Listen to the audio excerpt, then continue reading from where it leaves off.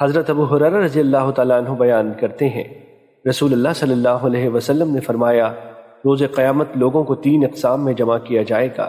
ایک قسم پیدل چلنے والوں کی ہوگی، ایک سواروں کی، اور ایک گروہ اپنے چہروں کے بل چل رہا ہوگا۔ عرض کیا گیا اللہ کے رسول، وہ اپنے چہروں کے بل کیسے چلیں گے؟ آپ نے فرمایا، جس ذات نے انہیں ان کے قدموں پر چلایا وہ اس پر قادر ہے کہ وہ انہیں چہروں کے بل چلا دے۔ سنو، وہ کفار ہر اونچی جگہ اور کانٹے ہر تکلیف دہ چیز سے اپنے چہروں کے ذریعے اپنا بچاؤ کریں گے۔ مشکات المصابیح حدیث نمبر 5546۔ حضرت ابو ذر رضی اللہ تعالیٰ عنہ بیان کرتے ہیں، الصادق المصدوق صلی اللہ علیہ وسلم نے مجھے حدیث بیان کی کہ لوگوں کو 3 گروہوں میں جمع کیا جائے گا۔ ایک گروہ کے لوگ سواریوں پر ہوں گے، کھاتے پیتے اور خوشحال ہوں گے۔ ایک گروہ ایسا ہوگا کہ فرشتے انہیں ان کے چہروں کے بل گھسیٹ رہے ہوں گے اور وہ انہیں جہنم کی آگ میں جمع کریں گے۔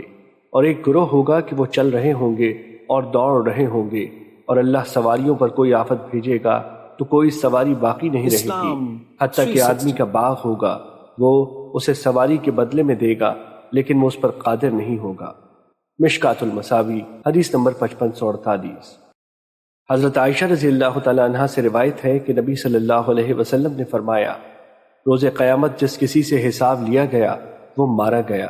میں نے عرض کیا، کیا اللہ نے یہ نہیں فرمایا جس کسی کو نامہ اعمال اس کے دائیں ہاتھ میں دیا جائے گا اس سے آسان حساب لیا جائے گا؟ آپ صلی اللہ علیہ وسلم نے فرمایا، یہ تو صرف پیش کرنا ہوگا، لیکن جس کی حساب میں جانچ پڑتال کی گئی وہ ہلاک ہوگا۔ مشکات المصابیح حدیث نمبر 5549۔